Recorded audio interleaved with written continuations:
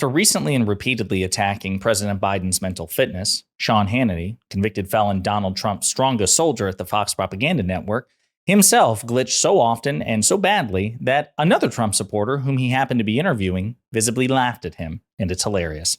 But before we unpack all that, if you end up liking this video and you want to support the channel, please be sure to hit the like, subscribe, and alert bells before you go.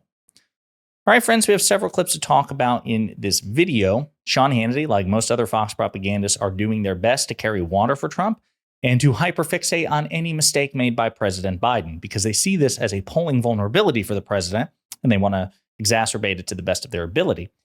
But as we've been talking about, there is increasingly more attention paid to Donald Trump's own mistakes and his questionable mental fitness, and this has Fox panicked. So I want to play you some clips in which Hannity, again, Donald Trump's strongest soldier, their best buddies, himself repeatedly glitches, and Larry Kudlow, a former Trump official and advisor, laughs at him, and then we'll get into the rest. All great stuff. Here's Hannity screwing up. With reaction, the host, I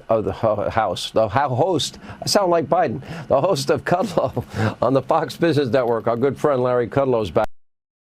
So Larry Kudlow is many things. He is a hack. He's, I think, a, Trump sympathizing doofus, to put it charitably, but he is not famously a house. And even Hannity catches himself doing it. Oh my God, I sound like Biden or Trump for that matter, or really any public speaker. I mean, my God, I make mistakes. But you see that the problem? Hannity has helped create a standard for Biden that not only Trump can't live up to, Hannity himself can't live up to, because we are all prone to making gaffes during public speaking. But he does it multiple times in this very video. Again, a guy who frequently criticizes and mocks President Biden's mental fitness. Another example. Here with reaction, Hoover Institution Senior Fellow Victor Davis Hanson, Florida Congressman Michael Waltz, Florida Congressman. Florida Congressman. So Florida, I mean, I know Congress people are supposed to represent their districts, their constituents, their states, right? But I don't think you should actually associate the congressman with the state such that you address them as the state. It'd be like, I don't know, Jamie Raskin of Maryland, right? One of my favorite Congress people, calling him Maryland. Hey, Maryland, listen, I want to get your take on this. Again, you see, they can't live up to the standard that they have created, that they're trying to impose for Biden, but give Trump a pass on. But wait, there's more. Rachel Maddow thinks she'll be put in a camp. AOC thinks she'll be put in jail. Joyless. He's, of course, referring to Congresswoman Alexandria Ocasio-Cortez, a.k.a. AOC. He refers to her as AOL, AOL being an internet service provider. And for those of you who are millennials, an instant messaging service, right? Remember in the days before text messages, you'd fire up an IM if you want to talk to your friends after school? Hannity's dating himself here. But the other thing is important to remember is it's not just the verbal misspeaks, right? So Hannity is also pretty loose on the facts, and he's also loose on the facts in this very episode that we're talking about, in which he pretends that Donald Trump doesn't know who Chrissy Teigen is. Chrissy Teigen, of course, being a celebrity, the wife of John Legend, and a vocal critic of Donald Trump, particularly when Trump was president. Here, again, it's either a gaffe or a memory issue or just a flat out lie from Hannity. One of the three. Either way, it doesn't speak well for his mental fitness, right, by the same standard he imposes on President Biden. But watch him do this, and then we're going to debunk him in hilarious time. I don't even think Donald Trump knows who she is or knows who Chrissy Teigen is. Just guessing. Sean Hannity says, listen, Chrissy Teigen, she's so far beneath Trump's notice, I don't even think he knows who she is. But as a matter of fact, we do know that Donald Trump knows who Chrissy Teigen is. And the circumstances of that, and a very hilarious phrase, are actually a matter of congressional record. So I want to rewind the clock back to 2023, in which the Republican-led House of Representatives put together this elaborate panel, this hearing about the Twitter files. Remember the Twitter files? Maybe you don't. You're probably better off that way. But that was the blockbuster collaboration between Elon Musk and Matt Taibbi and other, so-called journalists, people like Barry Weiss, where they were going to expose the censorious aspects of Twitter before Musk took over. Of course, Musk is now censoring people left, right, and center who displease him. I digress. But the whole thing was going to expose the collaboration between the pre-Trump or pre-Musk Twitter and the Democrats and the deep state and the liberals and the left, right?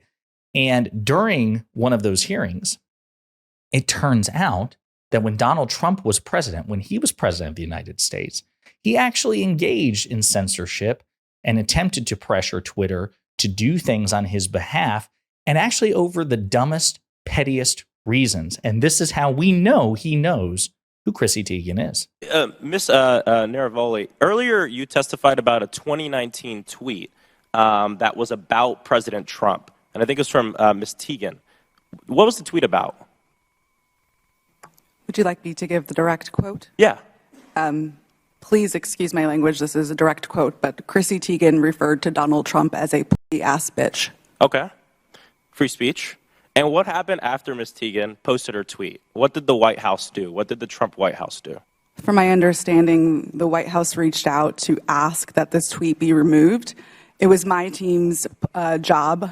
This fell underneath the policy for abusive behaviors, and we evaluated underneath our insults policy. At that time, up to 3 insults were allowed, and so it was our job to determine how many insults were included within that phrase. So the Trump White House reached out, not an agency, but the White House reached out and requested that you remove the tweet? From my understanding, yes. So that phrase is part of congressional record. I talked to Congressman Maxwell Frost, the congressman to whom the witness was speaking about this, and we laughed about it. And he said he actually heard from Chrissy Teigen in the aftermath of that because she was impressed that he managed to work it into the congressional record. So it was actually a bonding experience between Congressman Frost and Chrissy Teigen. But yeah, we know that Trump knows who Chrissy Teigen is because she insulted Donald Trump in a pretty blunt way. And he, being the ultimate snowflake, can't handle it. And so as the sitting president of the United States, he attempted to leverage the full power and clout of the White House to get Twitter to take down a mean tweet, right? This is a man who embodies mean tweets. As a matter of fact, he is the mimetic embodiment of it, such that when MAGA Republicans tried to defend Trump and attack liberals, progressives, people who are part of the Democratic coalition, they say, all you care about is mean tweets. Well, apparently so did Donald Trump. Donald Trump can't handle mean tweets. So even if we take your assessment of us seriously, Donald Trump would fall under it as well. He's such a snowflake that is the most powerful man on earth.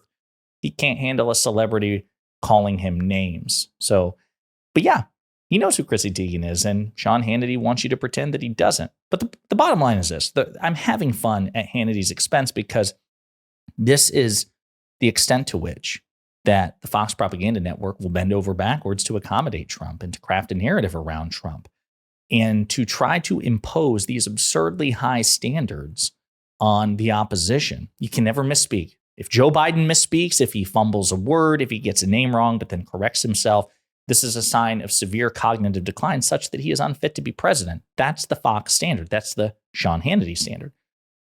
But by that definition, Sean Hannity himself can't be president because he screwed up multiple times as we displayed in the clips. And he's also misremembering history, right? He says that Donald Trump doesn't know who Chrissy Teigen is when in fact we have evidence that in fact he does. But by Hannity's own logic, Hannity himself is unfit for office. So are basically any public speakers who ever lived, or ever shall live, because nobody is that flawless or precise with their words. I consider myself a pretty good public speaker. I couldn't live up to that standard, and I'm also 33. I'm 2 years too young to be president anyway. You have to be at least 35, but you get the point, right? Nobody can match that standard that Fox is trying to, engender into the brains of their viewers. Like, listen, anytime a person misspeaks whom you don't like, that means they're cognitively unfit for office. Hannity did it back to back to back to back to back. This isn't like, these aren't decades separating these gaffes.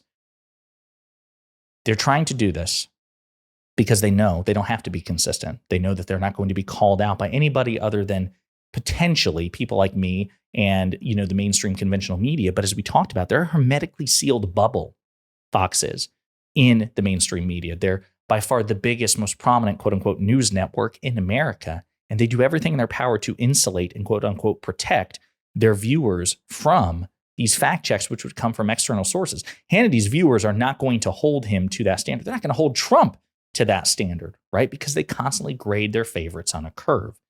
It's ridiculous. The bottom line is this. We need to establish a standard. We should hold everyone to it. And if we're holding everyone to a reasonable standard, and we don't grade people on a curve simply because we like them, which is what MAGA does for Trump, then Donald Trump, by that standard, would be unfit for office. And that is what Sean Hannity and the Fox Propaganda Network dread the most, is that their viewers or people who are casually affiliated with Fox will come to realize that. And that's why they're bending over backwards to hyperfixate on Biden and give Trump a pass. Food for thought. Let me know what you think in the comments.